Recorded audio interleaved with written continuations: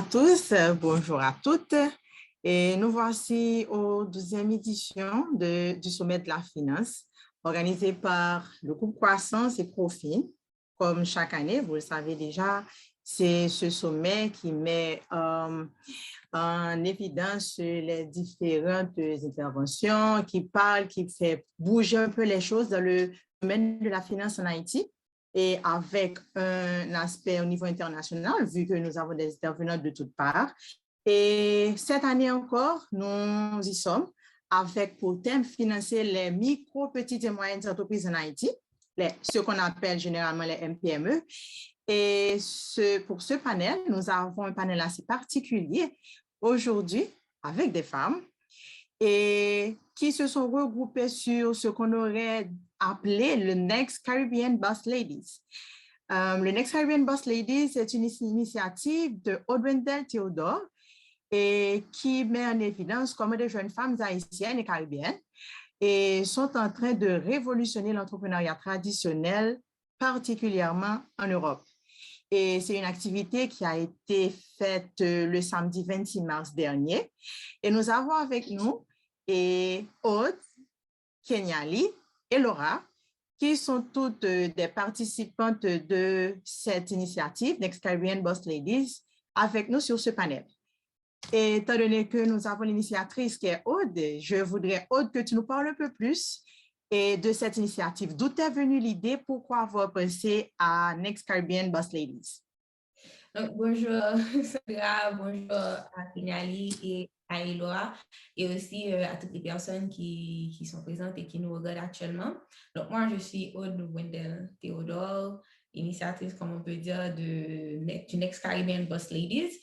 Le Next Caribbean Boss Ladies est une sorte de réseau que j'ai voulu créer en commençant justement le premier événement de réseautage femmes haïtiennes et caribéennes qui ont sauté le pas et qui se sont lancées justement dans l'aventure entrepreneuriale.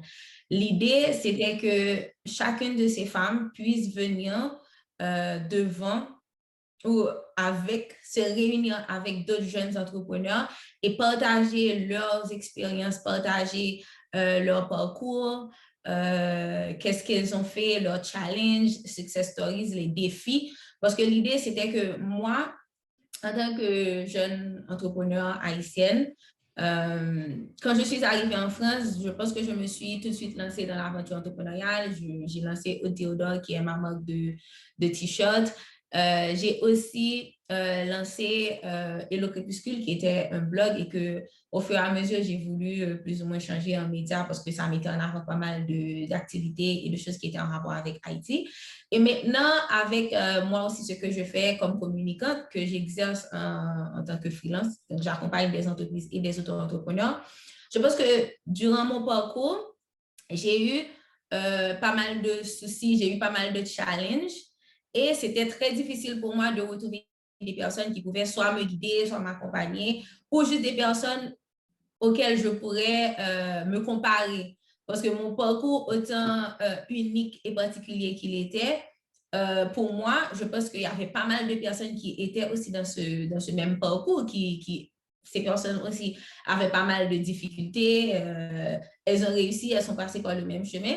Et pouvoir rencontrer ces personnes-là m'aurait moi-même servi à aller plus loin, à apprendre, à éviter certaines erreurs. Et je me suis dit que maintenant, là où je suis, c'est le moment idéal, pas forcément pour moi de partager mon parcours, pas forcément pour moi de mettre en avant ce que j'ai fait, mais de donner à d'autres jeunes comme Kenyali, à d'autres jeunes comme Elora, qui ont eu ce parcours aussi, qui n'ont eu personne, qui n'ont pas forcément eu de réseau, mais qui ont quand même sauté le pas, qui ont quand même fait des choses. Donc, l'idée, c'est de leur permettre d'avoir une plateforme où elles pourraient partager leurs expériences, mais où elles aussi pourront apprendre l'une de l'autre et des autres personnes qui seront présentes. Donc, je pense que c'est cette idée que j'ai eue, c'était cette envie, en fait, de mettre en avant ces parcours assez particuliers et de regrouper ça de manière à ce que ça soit assez niché. Pourquoi? Parce que on vit en France, pour la plupart, on évolue en France. Et être entrepreneur en France, ce n'est pas forcément facile, mais trouver des personnes qui nous ressemblent et qui veulent partager leurs expériences avec nous, c'est encore plus difficile. Donc, moi, je voulais justement mettre en avant ces jeunes femmes qui ont le même profil que moi, c'est-à-dire ce sont des jeunes femmes d'abord, des millennials, qui ont un parcours entrepreneurial ou qui veulent se lancer dans un parcours entrepreneurial, mais aussi qui sont soit haïtiennes, soit caribéennes, parce que je trouve que si on trouve les européennes, les occidentales, elles ont quand même pas mal de plateformes qui leur sont dédiées. Même si on va, par exemple, trouver des Africaines, elles aussi, elles ont des plateformes. Mais nous, en tant que jeunes haïtiennes, en tant que jeunes caribéennes, c'est beaucoup plus difficile de trouver ça. Et moi, je me suis dit, c'était l'occasion idéale, justement, de permettre à ces personnes de se regrouper. Donc, c'est intéressant. Mais en fait, comment était le feedback au final? Je dois dire que le feedback était beaucoup plus que ce à quoi je m'attendais. La preuve, je suis là aujourd'hui, donc je participe à ce sommet. Donc je pense que c'est une retombée immédiate justement de cette initiative. C'est encore mieux parce que non seulement moi-même, je suis là et je peux parler, je peux partager mon expérience, mais j'ai aussi la possibilité justement de ramener certaines des participantes, certaines jeunes femmes qui ont, on va dire, brillé par leur participation et leur aussi qui m'aille avec Money Convos.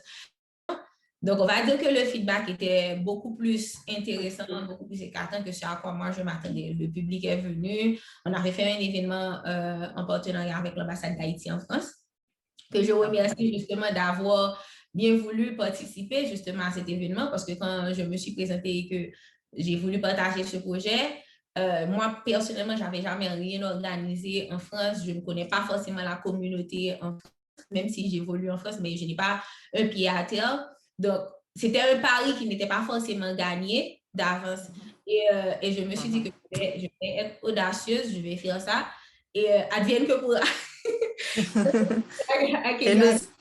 Et nous y voilà.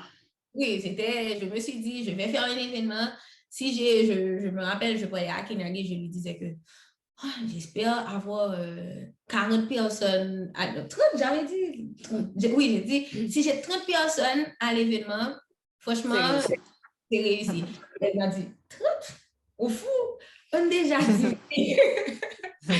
Bon, je vais passer à 20, 30, et au final, on a eu à peu près 70 personnes qui sont venues. C'était au-delà de ce à quoi je m'attendais. Donc, intéressant. De continuer, et je suis du coup convaincue que c'était quelque chose dont on avait soif, en fait. Donc, ça a toute sa place, en fait. Voilà. Intéressant. Parfait. Ça a été vraiment une excellente initiative, je dirais, et vu ce que vous avez pu en tirer au final. Mais avant de passer à un petit tour de table, parce que de toute façon, à côté de toi, il y a Kenyali et il y a Ilora aussi avec nous.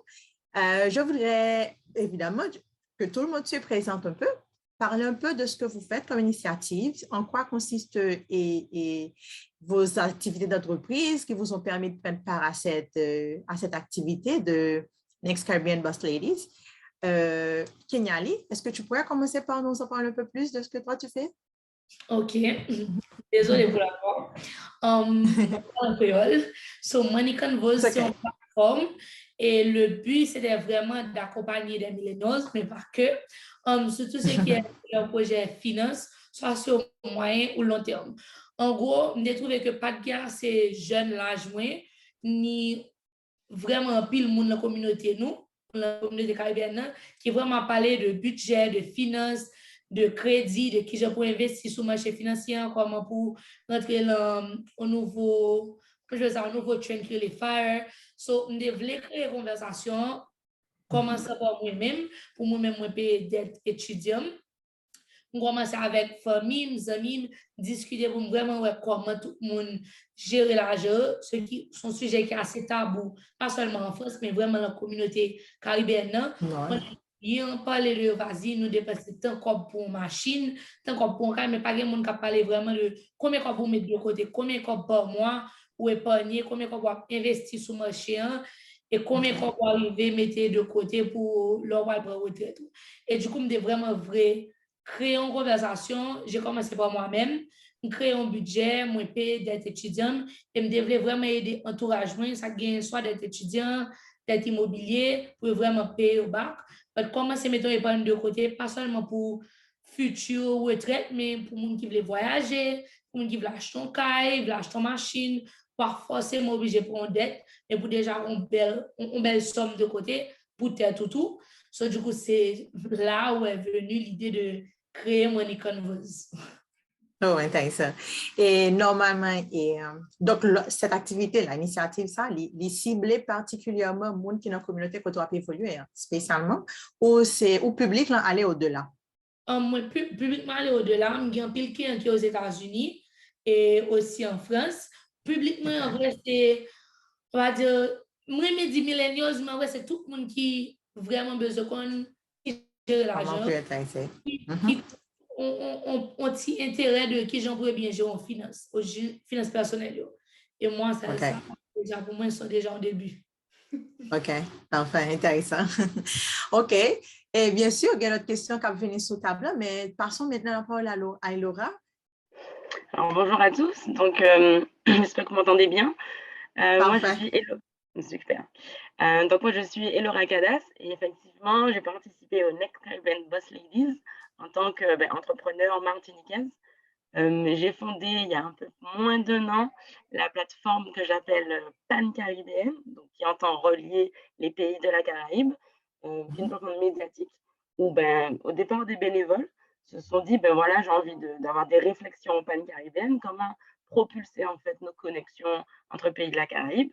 Donc ça peut être sur divers sujets, histoire, culture, des personnes d'intérêt actuelles ou passées. Donc aussi l'économie, la politique, ce genre de choses, au-delà de la culture, bien sûr, parce qu'on sait qu'on vit beaucoup dans le monde avec notre culture qui est très riche, qui est très belle, mais d'avoir aussi des aspects un peu plus importants, je dirais, pour l'avenir de la région. Donc, en fait, si au départ, il y a eu des bénévoles qui ont eu envie de s'exprimer, USC Media a beaucoup pris d'ampleur, je dirais, parce qu'on a grandi, il y a des personnes qui ont voulu même créer, au-delà de penser, ils ont aussi voulu créer. Donc, ce que j'aime bien dire quand je veux parler de USC Media, c'est une volonté de créer des penseurs et des acteurs pan-caribéens. Donc voilà, alors c'est vrai peut-être que je ne l'ai pas précisé, mais USC, ça veut dire, je crois que Wendell l'a dit au départ, United States of the Caribbean. Donc ça montre tout de suite en fait la volonté du média à nous rassembler sous le même drapeau, disons. OK. Donc voilà. Donc USC, c'est d'abord une plateforme médiatique, comme je l'ai dit, avec des personnes engagées qui ont envie de partager leurs réflexions. Et puis ensuite, c'est devenu ce que j'appelle maintenant un hub, parce qu'il est aussi porteur de plusieurs projets. Aujourd'hui, on accompagne une série audio qu'on coproduit, mais qui va être diffusée bientôt sur les ondes plus connues, donc les canaux streaming qu'on connaît pour écouter en fait les séries. Donc, on produit une série audio, on produit aussi un livre pour enfants. Donc ça aussi, c'est pas mal parce que on a. Alors moi qui suis martiniquaise, donc du coup, ayant grandi dans un environnement plutôt français, avec une éducation malheureusement française, on a souvent cette perception pour les animaux quand on apprend en fait, quand on est jeune, on apprend que c'est le grand méchant loup, alors qu'il n'y a pas de Martinique. Ou alors on a vraiment une conception très européenne en fait des choses, des animaux qui nous entourent. Donc ce livre, il a été écrit avec une maîtresse des écoles, qui est consciente en fait des livres qu'on propose dans l'éducation française en tout cas. Et donc il propose ce livre pour réadapter en fait ce paradigme et pour l'enfant et lui dire mais attends, non, dans notre environnement, il y a ça, il y a ça, il y a ça. Donc ce premier livre, il y en aura bien d'autres. Ce premier livre est un voyage en fait de petit enfant de 4-5 ans et qui visite plusieurs pays de la Caraïbe. En fait, tous, il y en a quand même beaucoup, il faut que ce soit quand même assez court pour l'enfant, mais à la rencontre de certains animaux endémiques de certains pays de la Caraïbe et qui en plus profitent pour parler plusieurs langues, puisqu'on sait que dans le bassin caribéen, on parle énormément de langues, entre le créole, déjà les différents créoles, l'anglais, le français, l'espagnol, le papamiento, etc. Donc c'est le patois jamaïcain. Donc voilà, il y a beaucoup de diversité. Et donc c'est vraiment un livre qui est assez important et qui représente vraiment ce que le mot pour moi pan-caribéen veut dire. Donc voilà, c'est ça. Donc voilà, donc Intéressant. USC, il y a beaucoup d'ambition et faire partie du Next Caribbean Boss Ladies à ce moment-là en tant que martiniquaise et de rencontrer toute la communauté haïtienne en France. C'est très important pour moi parce que c'est malheureusement, en tant que martiniquaise, on nous met des œillères et on nous montre plus l'Europe que la Caraïbe. Donc j'ai eu très peu de contacts avec Haïti alors que c'est notre grande sœur. En tant que, dans les îles de la Caraïbe, Haïti représente clairement notre grande sœur. Et donc, c'est dommage de ne pas connaître la communauté en profondeur. Donc, pour moi, faire partie de ce genre d'événement, c'est très, très important. Et donc, voilà. OK. Pour présenter globalement USC. OK. Intéressant. Mais vu la manière dont tu nous présentes USC, est-ce que normalement l'équipe qui fait partie de USC est tout aussi, comment dire, est tout aussi multiple, différente, touche aussi toutes ces gens-là et autant pour les atteindre? Alors aujourd'hui, on est à peu près une dizaine. C'est vrai que comme je suis martiniquaise, mon premier réseau a été martiniquais, donc on va rencontrer un peu plus de Martiniquais et de Guadeloupéens, parce que Martinique, Guadeloupe. On a aussi du coup des Haïtiens et une personne de Saint-Domingue. On a aussi des Africains, qui sont des Africains, parce que dans les valeurs de USC, on veut vraiment aussi replacer l'Afrique au centre de nos questionnements. Donc, on a une vision un peu afrocentrique. Et du coup, parmi les membres USC, il y a un Ougandais et un Camerounais. Intéressant. Parfait. Cool. Voilà. Maintenant, on revient à toi, Aude, et parle-nous un peu plus de toi, ce que tu fais. Et je sais que normalement, tu es experte en communication, mais également, il y a la marque Aude aussi, Aude Wendell, Aude Théodore, que tu as mis, disons, au grand public. Tu as présenté au grand public. Parle-moi un peu plus. Ben, moi, contrairement à ces dames, je pense que je suis un peu plus éparpillée. Je suis un peu partout. Je dis que je suis serial entrepreneur. Je n'ai pas un parcours comme Kenali et Laura parce que je considère que, en fait, je trouve que je suis un peu éparpillée parce que je me considère un peu comme une serial entrepreneur. Et mon parcours, on va dire que mon activité première, c'est que je suis experte en communication. Donc, on va dire que c'est ce que j'ai appris à l'école. J'accompagne des entreprises, j'accompagne des auto-entrepreneurs et des micro-entreprises justement parce que c'est un peu mon public cible.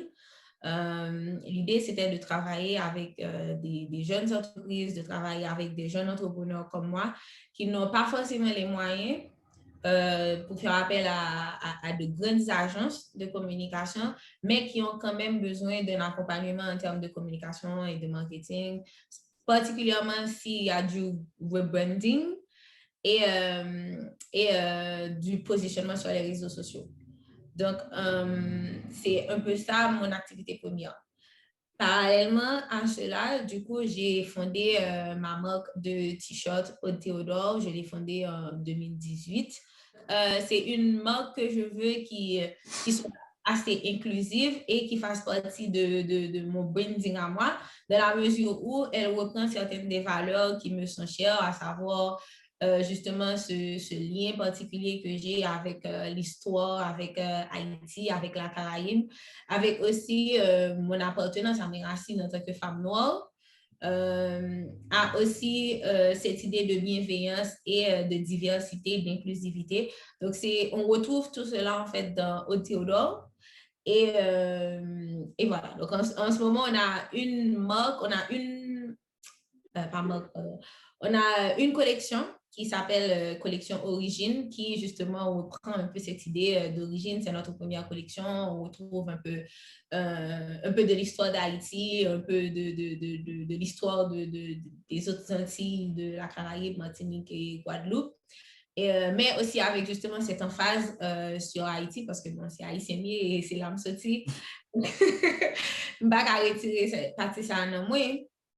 Donc, on retrouve ça dans Aotearoa. Et aussi, l'idée, c'est de pouvoir travailler justement avec d'autres jeunes entrepreneurs, de leur donner la possibilité de créer et de pouvoir mettre en avant leur art grâce à la plateforme. Donc, en ce moment, on est aussi en train de travailler, je pense que Elora pourra peut-être en parler, avec USC pour faire une collection qui sera une collection, comment dire, en partenariat. Je ne sais pas exactement quel mot utiliser, mais l'idée, c'est voilà, de faire une collection commune, de créer quelque chose qui représente non seulement USC, mais qui met aussi en avant ce que nous représentons. Nous représentons avec la marque Aotearoa. Et pour finir, j'ai aussi mon blog, puisqu'il y en a beaucoup. Donc, c'est une sorte de plateforme média qui aussi va aussi dans cette même idée de mettre en avant des jeunes, de mettre en avant les activités des jeunes, de mettre en avant aussi Haïti et la Caraïbe, l'art, la littérature et l'histoire. Et de reprendre en fait ces aspects-là qui sont des choses qui me sont chères et auxquelles je tiens particulièrement. Donc, on retrouve aussi justement cette idée de retransmettre et de donner la parole aux jeunes et aux personnes qui ont des histoires à raconter, mais qui n'ont pas forcément le moyen de le faire. Voilà. Okay. Intéressant. Mais en fait, justement, je sais qu'en fait, en ce moment, il y a plein de jeunes qui nous regardent, bon, hommes ou femmes, parce que je pense que les hommes aussi peuvent et apprécier ce que vous faites. Et ce qui est intéressant de ton parcours, Aude, c'est que tu n'es pas forcément, en fait, tes activités ne se focalisent pas forcément sur ce que tu as appris à l'école. J'aurais aimé savoir ce qu'il en est pour Elora et Kenyali. Est-ce que vous avez pu lier ce que vous avez étudié à l'université avec ce que vous faites actuellement, ou bien vous avez à côté de cela pouvoir allier autre? C'est toujours intéressant de voir qu'à côté de ce qu'on étudie, à côté de ce qu'on a comme formation, on peut toujours aller voir ailleurs. Et je sais qu'il y a plein de jeunes qui nous regardent et qui peut-être ont passé, je ne sais pas, des années à avoir étudié certaines disciplines dans lesquelles jusqu'à présent, ils ne se sentent pas encore à l'aise. Quelle est votre situation, vous, par rapport à ça? Et les conseils aussi que vous pouvez donner aux autres. Dites-nous, particulièrement Elora et Kenyali, dites-nous en plus. Effectivement, c'est super important ce que tu dis, Sandra, parce que moi, je n'ai pas du tout de formation. Alors, je reprends. J'ai quand même fait une école de commerce. Donc, du coup, tout ça sera lié au business plan ou ce genre de choses, comment démarcher, comment présenter, comment comprendre un bilan, un compte de résultats, etc. Donc, ça, c'est vrai que j'ai eu cette formation quand même assez importante pour comprendre un peu tout ce monde des affaires. Donc, ça, c'est vrai que c'est important.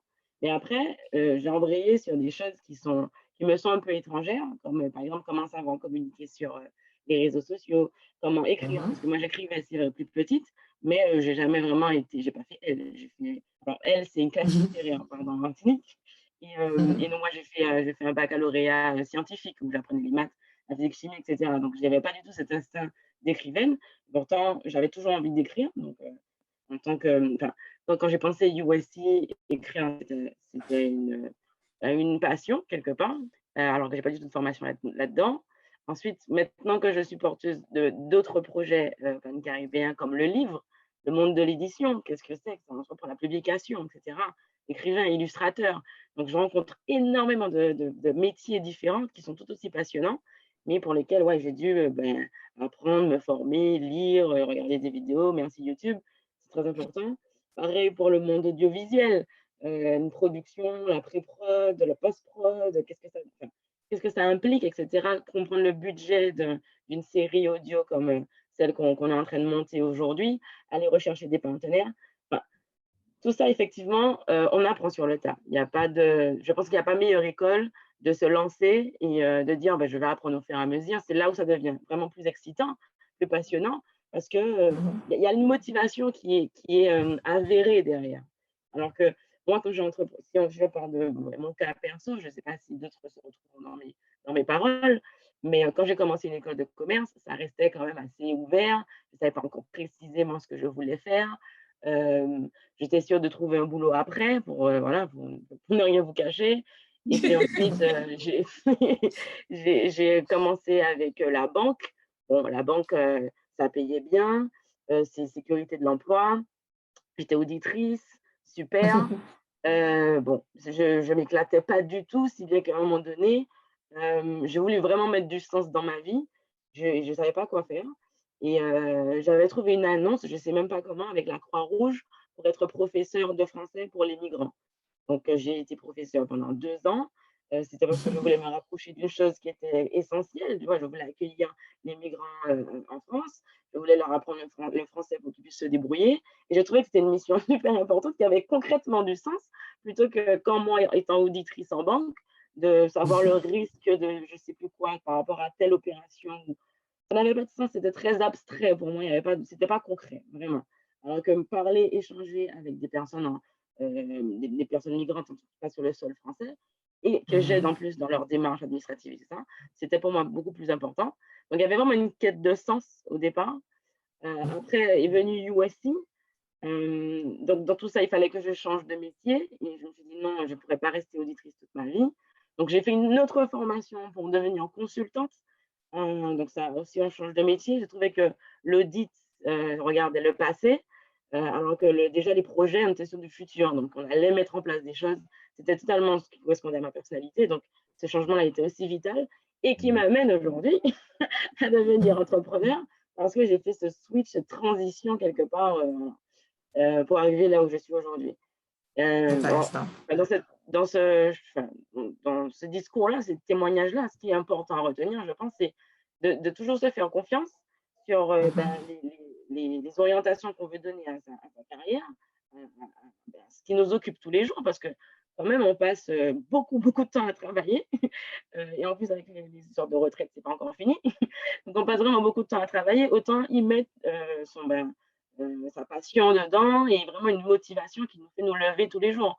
Enfin, de savoir qu'en 2050, on aura une Terre unie avec des États gouvernés, des gouverneurs et puis un président à la tête, qui sera ma petite fille.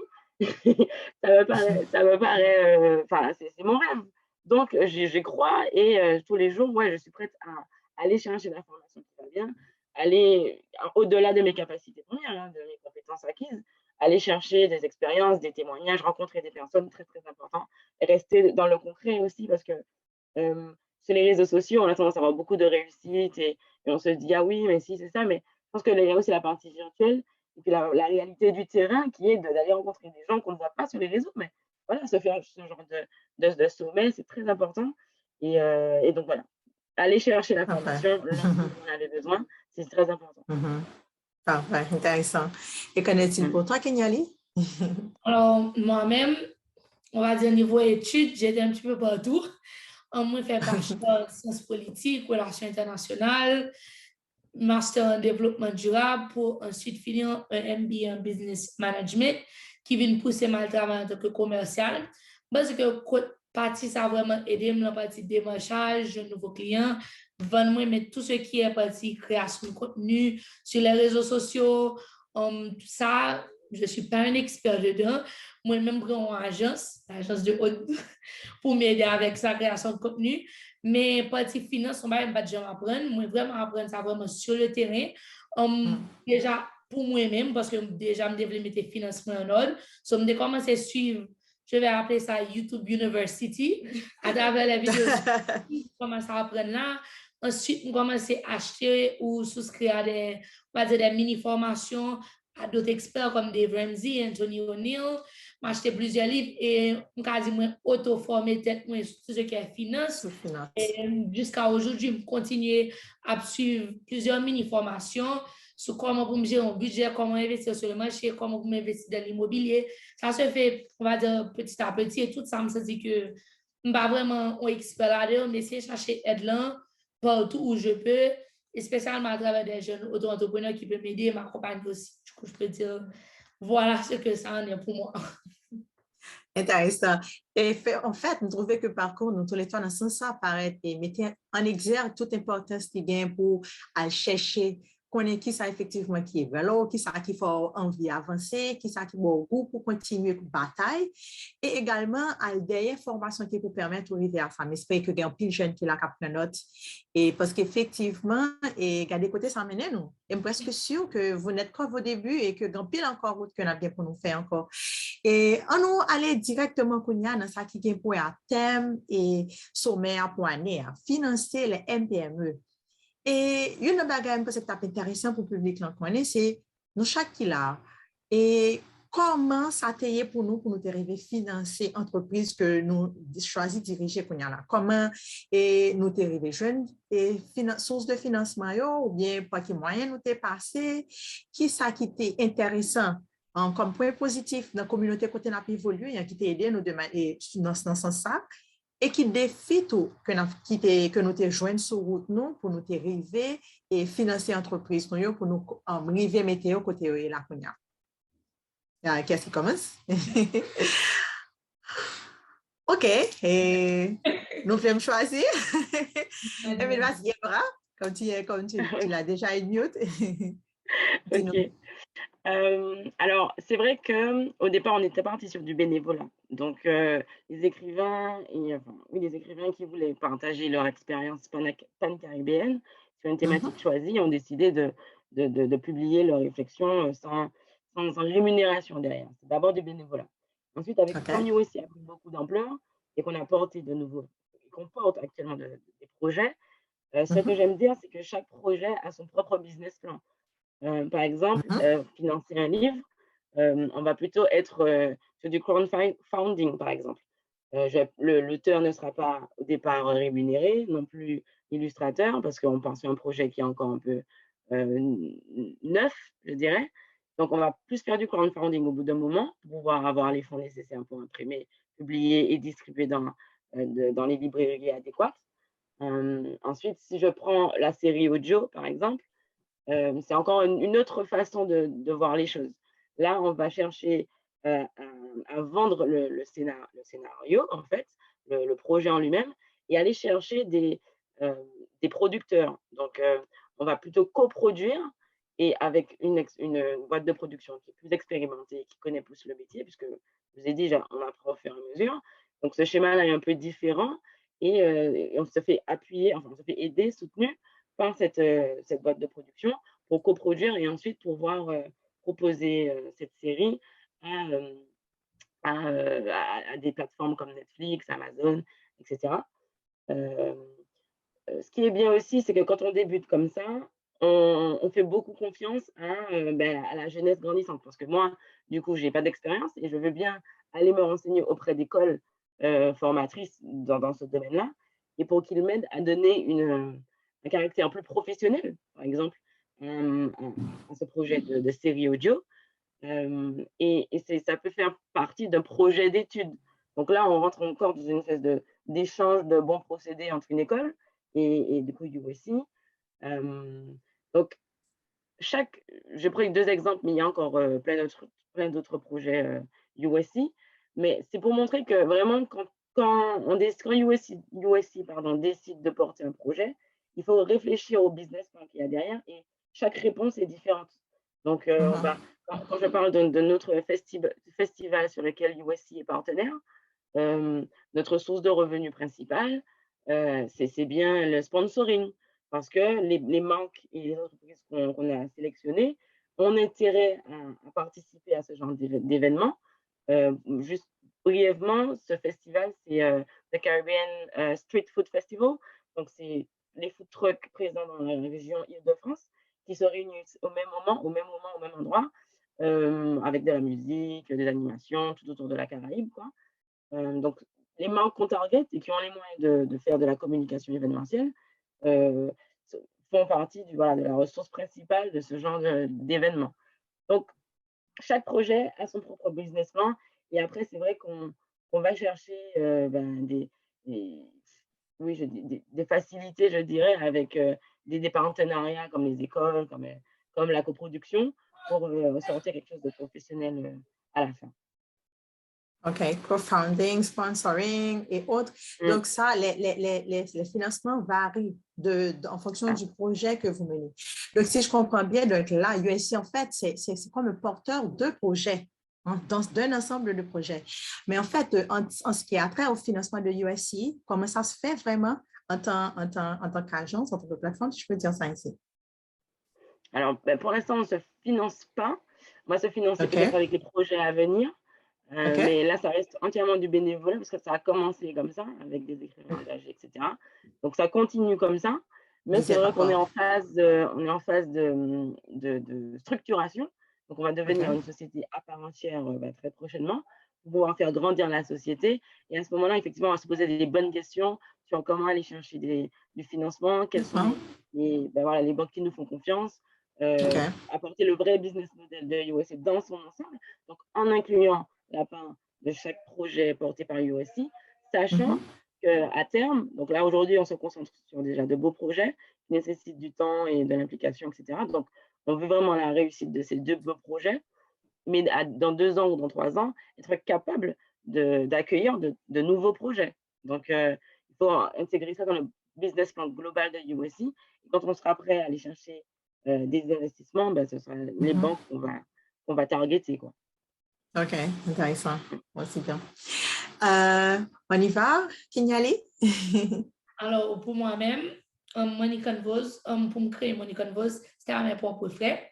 Moi, j'ai fait en sorte que, comme moi, je travaille de côté, je suis commercial, le budget personnel, moi, tous les mois, je connais un montant exact que je mettais de côté pour me créer déjà site web, créer mon qui va l'aider avec création de contenu, l'autre mini site web que moi, je prends à côté pour aider avec agenda, logiciel de paiement et tout. Du coup, je me dis que c'est avec comme ça, les moyens de côté, je me budget, je mettais chaque mois pour lui. Et petit à petit, je finance création de site web, création de contenu tous les mois. Et aujourd'hui, pour me créer un contenu sur page réseaux sociaux, c'est à travers mes sessions de coaching. Parce que comme nous faisons sessions coaching one-on-one, que ce soit pour des couples ou des individus, on partit comme ça, moi, utiliser pour me payer, on va dire, entreprise qui est de nous créer contenu pour nous continuer à mettre des contenus gratuits sur les réseaux sociaux pour tout le monde qui est intéressé, un budget personnel ou finance personnelle. Intéressant. Dis-nous donc, Aude, comment ça a été de ton côté? Écoute, j'écoute les filles et je me rends compte que je me dis que moi, mon expérience à moi, elle a été plus ou moins catastrophique. Je pense que je n'avais pas la sagesse peut-être de Kenyali ou d'Elora quand moi j'ai débuté, particulièrement avec Théodore, parce que tout ce qui a rapport avec, par exemple, le Crépuscule ou, par exemple, Next Caribbean Boss Ladies que je viens de lancer, je pense que comme c'est des projets qui sont venus un peu plus tard, donc j'ai eu cette sagesse-là maintenant d'aller chercher des partenaires, par exemple, pour faire l'événement Next Caribbean Boss Ladies. Je suis allée directement voir l'ambassade d'Haïti qui, c'est vrai que j'ai dû sponsoriser moi-même aussi, mais j'avais quand même un partenaire qui était présent et qui m'a accompagnée tout au long du projet. Mais par contre, quand j'ai commencé avec Théodore en 2018, j'étais encore étudiante. Ça a été une expérience qui a été pour le moins traumatisante. Je pense que Kégali peut lui servir un témoin, tant que j'avais dit en créole. C'est pendant près de 2 ans, ça a été, je ne veux pas dire faillite, mais ça a été plutôt une expérience qui était plus frustrante qu'autre chose. J'ai abandonné, je suis revenue et tout parce que ce n'était pas du tout... il n'y avait pas de profit, en fait. J'ai commencé, j'ai fait comme tout jeune millénial de mon âge, je suis allée, mon premier investissement, ça a été justement d'investir dans une sorte de mini-séminaire pour apprendre comment faire, par exemple, un business plan et justement monter mon entreprise, qui a été, comment me dire ça, un gros qui n'a pas rapporté grand-chose, de la mesure où, le séminaire auquel j'ai participé, c'était des jeunes start-upers aussi, qui sont venus, qui voulaient vendre leurs produits et qui fait pratiquement tout le temps, genre, fait du lait, ou voilà comment on fait. Et je n'ai rien reçu de vraiment concret, mis à part l'argent que j'ai dépensé et qui, du coup, ça a été le premier échec que j'ai eu. Donc, si peut-être, par exemple, j'avais un conseil que je donnerais à n'importe qui regarde justement, qui participe justement à ce sommet, ce serait avant de commencer à donner son argent par-ci, par-là, parce que c'est bien d'apprendre et c'est bien de se former, mais il faut vraiment faire des recherches et regarder vraiment où cet argent va aller, parce que maintenant, Maintenant que j'ai eu plusieurs expériences, je gagne beaucoup plus, par exemple, à aller voir Kenyali, à demander à Kenyali, voilà ce que j'ai, voilà comment j'envisage les choses. Toi qui es dans ton business par rapport à ce que tu fais, comment tu penses que tu peux m'aider? Ou de demander, par exemple, à Elora aussi parfois. J'ai aussi, par exemple, j'ai fait appel maintenant à un comptable qui est aussi une jeune femme entrepreneur. Donc, parfois, quand j'ai besoin de questions, que ce soit sur le point de vue fiscal, impôt, ou même par rapport à tout ce qui a rapport avec mon entreprise, je vais la voir. Mais au départ, je pense qu'on a plus à gagner d'aller faire des recherches sur YouTube ou sur Google que de déjà aller payer n'importe qui parce qu'on risque de vraiment perdre son argent. Et c'est ce qui m'est arrivé avec Théodore quand je l'ai lancé. J'ai suivi le séminaire qui ne m'a servi à rien.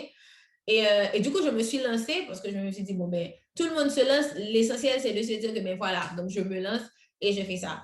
Et c'était horrible. J'ai fait mon design, j'ai fait mes premiers designs. En plus, le business model de Théodore, c'était que je faisais les collections et en fonction de comment ça fonctionnait, je pouvais reverser une partie de cet argent-là à une association parce qu'en fait, chaque collection devait toucher une cause qui m'était chère, que ce soit par exemple les conditions de la femme, que ce soit par exemple Haïti ou peu importe les sujets. Donc, j'avais des thématiques comme ça auxquelles je touchais et je sortais justement un t-shirt qui était en rapport avec ça. L'idée, c'était que j'arrive à vendre assez de t-shirts pour justement reverser une partie de bénéfice à cette association, ce qui n'est pratiquement jamais arrivé. J'ai ouvert mon Shopify. Mauvaise décision parce que je payais chaque mois. Genre, il y avait 30 €, je crois, pour un compte Shopify, tu payes 30 € par mois. Donc, je payais les 30 € par mois, alors qu'il m'arrivait de faire des mois sans vendre. Donc, en gros, non seulement je ne faisais pas de bénéfices, mais c'était des pertes totales. Après, pour pouvoir vendre, il fallait que j'ai un vrai capital, que je puisse investir le capital, avoir un mini dépôt dans lequel, du coup, j'aurais des t-shirts qui seraient quelque part à attendre. Et du coup, quand les gens passent, qui est en Haïti, s'il veut acheter au Théodore, ben, surtout que t-shirt touché, justement, communauté haïtienne, c'est grenadier à la sauce, et ces genres de trucs, c'est des choses auxquelles les Haïtiens peuvent se retrouver, peuvent se comparer. Et en gros, il fallait que le prix aussi par rapport au marché soit intéressant. Mais là, on vend un t-shirt 15 €.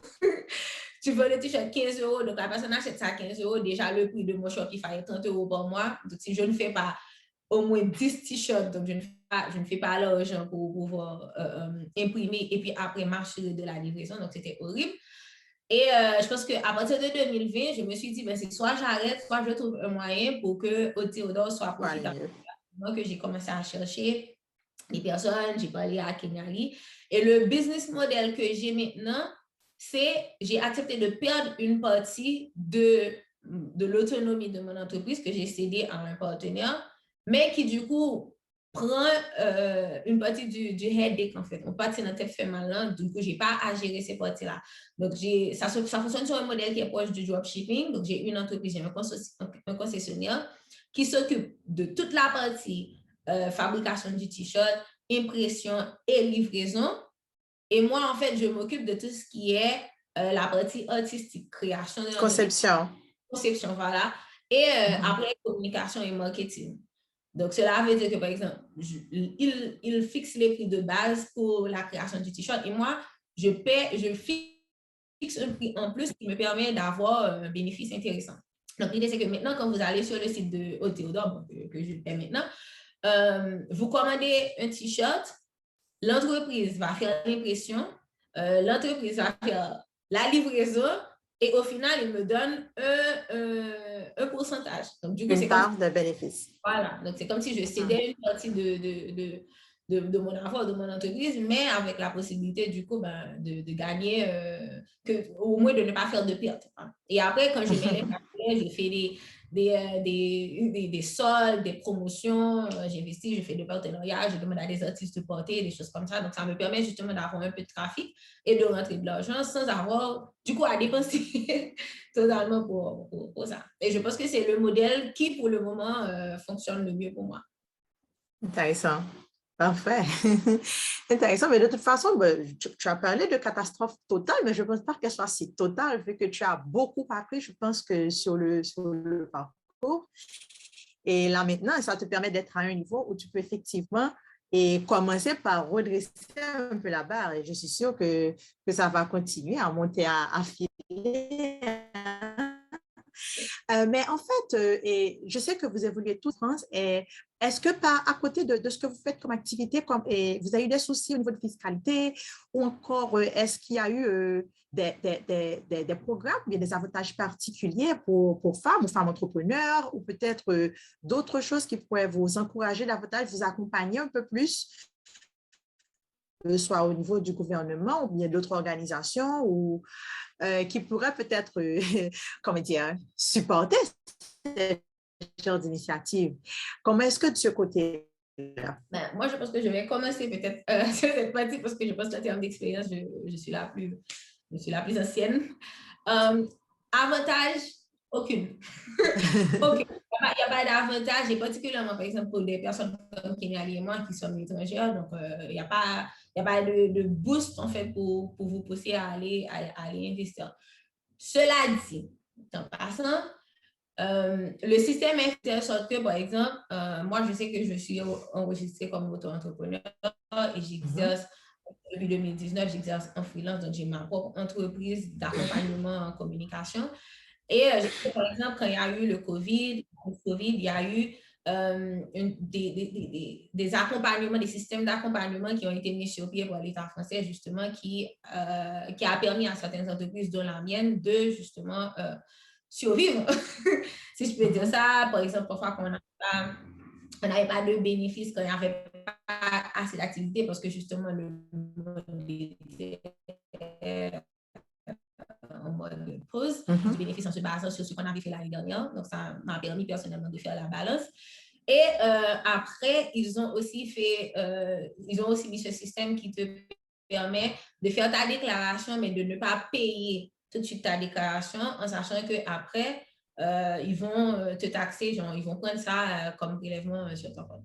Mais après, personnellement, pour le moment, je pense que quand mes entreprises, et j'espère aussi pour les filles, qu'on pourra comprendre tout ce qui est parti en termes d'aménagement fiscal, je pense que ça va aller. Mais pour le moment, je pense qu'on paie comme tout le monde.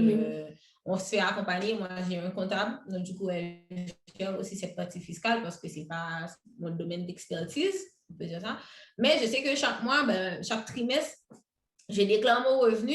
Et automatiquement, sur mon compte en banque, ils prennent ça. Donc, il n'y a pas aussi, par rapport au fait qu'on soit étrangère, donc ça je parle pour toi et moi, il n'y a pas de démarche particulière à faire. Et je pense que c'est ce qui aussi bloque certaines personnes, certains jeunes, peut-être haïtiens qui sont en France, du moment que tu es légal, donc du moment que tu es résident et que tu contribues, tu peux créer une entreprise. Donc, il n'y a pas de moyen particulier, il n'y a pas de schéma particulier à faire. Il suffit d'avoir ta carte vitale, ton sécurité sociale et tout. Et d'avoir aussi parfois, je pense que parfois aussi on te demande de quel domaine tu as fait tes études, ça permet de dire aussi par rapport à hors et métier, tout ça, mais il n'y a pas de schéma particulier. Il suffit juste d'avoir tes papiers. Intéressant. Tout à fait. Peut-être, par contre, pour Elora, je pense que c'est différent, étant donné qu'elle est française, donc le schéma est peut-être différent, donc je la laisserai parler. Ouais, alors c'est vrai que, comme Wendell disait, du coup, sur le fait qu'étant française, j'ai peut-être droit à des aides de l'État, etc. Alors, c'est sûrement vrai, et je pense que beaucoup d'entrepreneurs une porte. Mais malheureusement, je ne pourrais pas en dire davantage parce que même si USC a un historique, la volonté de se professionnaliser et de devenir une entreprise à part entière est assez récente. Le Caribbean e-market, parce qu'ils se disent pourquoi pas avoir un marché online où on pourrait se procurer des produits qui viennent de la Caraïbe et échanger comme ça parce que malheureusement, on n'a pas accès si facilement à des produits qui viennent de la Caraïbe, d'ailleurs, en tout cas en Martinique. Et je sais que beaucoup de politiques aujourd'hui en Martinique se posent la question de pourquoi on est encore si cloisonné, pourquoi on n'est pas encore plus intégrés dans la Caraïbe et veulent mettre en place des projets comme USC pour montrer qu'on est bien caribéen et on a envie de le rester, quoi. Donc, peut-être, alors à voir si ça représente aussi les intérêts de la France, là aussi, il y a peut-être des enjeux politiques derrière, etc. Mais c'est vrai que les politiques locales, en tout cas, se posent la question et seraient peut-être prêtes à financer ce genre de projet. Mais je pourrais vraiment véritablement donner un retour sur ce que ça représente de se faire financer ou d'aller chercher des financements à droite à gauche, que dans un an, véritablement, quand j'aurai vraiment toqué à toutes les portes, et etc. On est vraiment encore, malheureusement, au début du process. Donc, on en reparle dans un an. OK, intéressant. Donc, je rappelle aux gens que normalement, ils suivent le trio, je pourrais dire, The Next Caribbean Boss Ladies, qui ont eu à chacune d'elles des expériences assez intéressantes sur la manière dont elles gèrent, dont elles mènent leurs initiatives d'entreprise en France. Et ce que j'ai trouvé assez intéressant, c'est particulièrement toute la diversification qu'il y a au niveau des moyens de financement de vos entreprises. Et ce qui, justement, doit intéresser le grand public. Tantôt, et on a parlé de crowdfunding, on a parlé de sponsoring, de bénévolat aussi à un certain moment, parce qu'il faut bien aussi s'investir effectivement pour pouvoir retrouver quelque chose à l'avenir. Ce qui a aussi été intéressant, c'est cette possibilité aussi que nous avons tous, surtout ceux qui perçoivent des salaires, de mettre une part dédiée à l'investissement, parce que justement, et vous ne recevez pas un salaire uniquement pour la consommation, pensez aussi à mettre de côté pour investir, qui est très important. Il y a aussi la persévérance et que nous a parlé Aude Wendell. Je pense que ça a été une belle persévérance pour toi aussi et que les gens doivent considérer comme tout aussi des éléments importants dans la manière aussi du cheminement de financement de leurs entreprises et aussi pouvoir se faire accompagner de bonnes personnes et avoir aussi cette ouverture de parvenir même à des partenariats pour pouvoir garder la tête hors de l'eau et pouvoir se sauver pour aller beaucoup plus loin.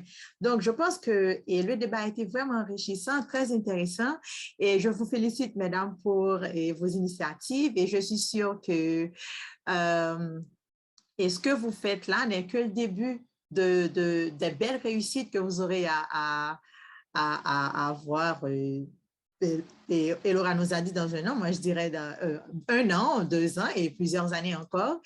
Mais là maintenant qu'on devait être à la fin de nos petits échanges, et dites si vous auriez des conseils, des conseils de votre expérience ou de vos observations que vous auriez à prodiguer à ces gens-là qui nous regardent. Il n'y a pas que des milléniaux en passant. Des jeunes aussi, oui, et je veux croire qu'ils sont assez nombreux à vous suivre là maintenant. Et d'autres gens aussi qui sont aussi à leur début de leurs initiatives d'entrepreneuriat. Qu'est-ce que vous leur auriez dit? Qu'est-ce que vous leur auriez conseillé? Je ne sais pas, non seulement en termes de financement, en termes de mettre, rien que de mettre sur pied justement leur idée d'entreprise, etc. Qu'est-ce que vous, spécialement, en quelques mots, vous aimeriez dire à ces gens-là qui vous écoutent? OK. So, premier bagage que conseil, c'est déjà commencer avec ressources qui gratuites qui sont autour de vous. Parce que parfois, nous pensons aller très loin, nous obligés à aller dépenser quoi. Parce que aujourd'hui, surtout à travers les réseaux sociaux, nous avons pile de ressources qui sont gratuites, que ce soit sur Instagram, que ce soit sur YouTube, que ce soit sur TikTok. Et même à travers mon entourage, nous tout, que nous déjà, ouais, qui a fait un bagage que nous avons fait, nous avons proposé pour nous faire shadow, pour nous suivre, et pour eux même tout, c'est qu'à venir mentor nous. So, utiliser tout élément qui est gratuit dans l'entourage nous, avant nous dépenser comme dans projet et avant même nous investir l'argent dans le projet, faire en sorte que nous faisons toute recherche nécessaire et garder pas pour l'autre monde qui peut-être fait le même chemin que vous pour apprendre. Intéressant. Aude Wendell, dis-nous. Je pense que je rejoins un peu Kenyali sur ce point pour en avoir fait aussi l'expérience. Si vous voulez vous lancer, n'hésitez pas, mais il faut faire ça avec beaucoup de sagesse. Utilisez justement toutes les ressources que vous avez auprès de vous, des ressources matérielles et immatérielles. Mais aussi, je pense que l'une des choses qu'il faut faire, et là, je me porte aussi ambassadeur de justement Money Converse, qui est l'entreprise de Kenali. Je pense que c'est intéressant justement de faire appel à des professionnels. Moi, j'ai l'expérience. Je sais que j'ai essayé de faire des choses pour moi-même et que je me suis cognée à plusieurs reprises. Et du coup, ça a toujours été intéressant d'appeler des personnes parce que c'est pas pour rien qu'il y a des personnes qui sont expertes dans certains domaines. C'est parce que techniquement, ils sont censés maîtriser ce domaine-là. Donc, n'hésitez pas à faire appel à des personnes qui peuvent vous accompagner. Par exemple, Kenali, justement, son entreprise, c'est vraiment d'aider les gens à budgétiser, d'aider les gens qui ont des projets, justement.